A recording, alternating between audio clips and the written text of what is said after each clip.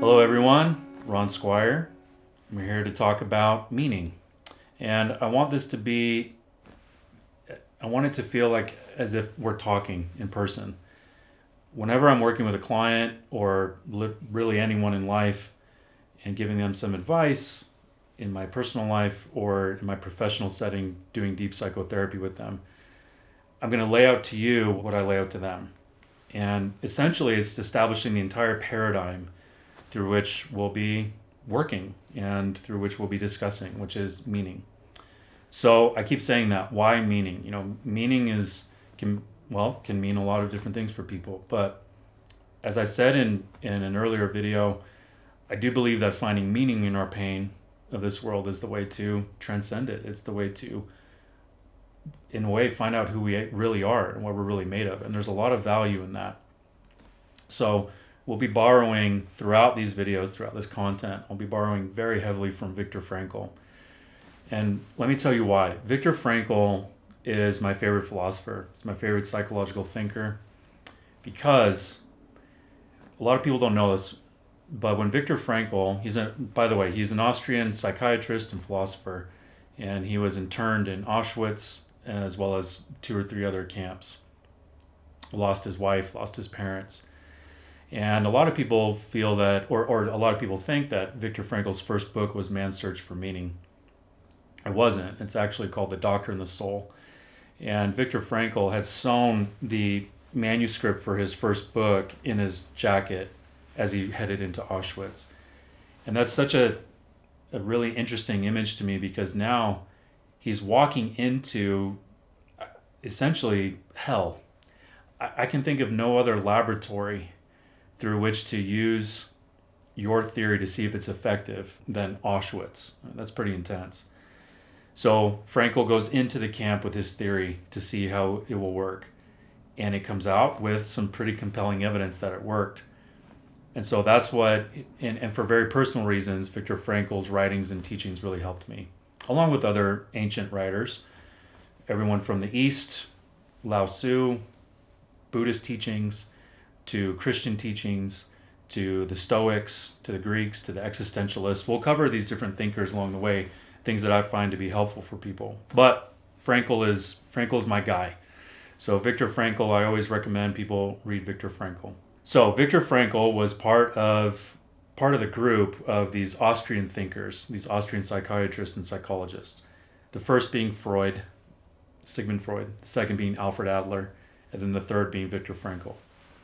So let's go through some of the main tenets of Viktor Frankl's theories, and then we'll call it good. Sigmund Freud believed that what really drives people is the will to pleasure, and how he defines pleasure is essentially homeostasis. So if you're hungry, eat something, you reach homeostasis, you're satiated. If you're thirsty, grab a drink, you're satisfied. Sigmund Freud also took that into the sexual realm as far as sexual tendencies and proclivities to satisfy those, and that's the main driver of us as human beings, is that pleasure principle. So Freud was about pleasure. Alfred Adler, which came after Freud, said no, I believe that what really drives us is power. And I want you to think of maybe like an adolescent. Alfred Adler would say that what drives us is this need for power stemming from this feeling of being insecure about ourselves. As we're insecure, we try to seek power, which then helps us feel better, helps us feel more secure. So you got Freud, you got Adler, but then Viktor Frankl came along after Adler, and he said, no. While, by the way, Viktor Frankl admired greatly Sigmund Freud and Alfred Adler, he says, no. What really drives people is the will to meaning. Now, let's break down that theory a little bit more. Viktor Frankl believes that we have a freedom of will, that we are not free from limitations or circumstances, but that we can choose how to respond to those circumstances. So Viktor Frankl believed in free will. Freud, not necessarily, and neither did Adler. So freedom of will. The second part of Frankl's theory is the will to meaning. And this will to meaning really does go deeper than food and water. pleasure or power. And then the third tenet of his theory is a meaning to life, that there is a meaning to life, or else why do anything ever, essentially is his argument. And he found too, by the way, this goes back to the concentration camps, is that when he found those who could hold on to something in their minds that would be meaningful for the future, they would survive. He gave many examples of that in his different books. And not just Man's Search for Meaning, but The Doctrine of the Soul, The Unconscious God. By the way, I highly recommend looking into Frankl. I've read everything I can get my hands on. And he goes through these different examples of how people can find meaning in their lives and can get them through the most atrocious circumstances. Now, that might look different for each of you, or for each of us, is what would be meaningful. But there is such a thing as meaning in life. It reminds me, by the way, of something that Soren Kierkegaard wrote in Fear and Trembling. And it's right here. I'm going to read just an excerpt real quick.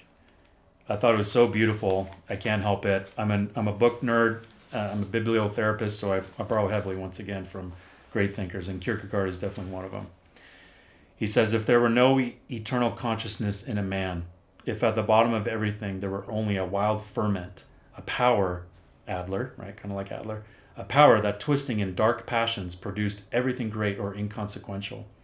If an unfathomable, insatiable emptiness lay hid beneath everything, what then would life be but despair?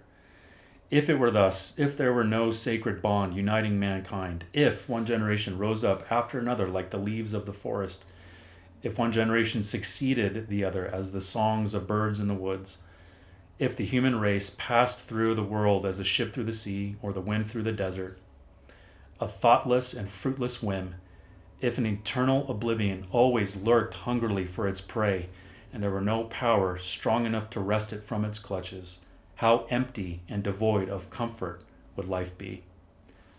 That's some writing. Now that's incredible. Once again, humility, right? I could never write something like that.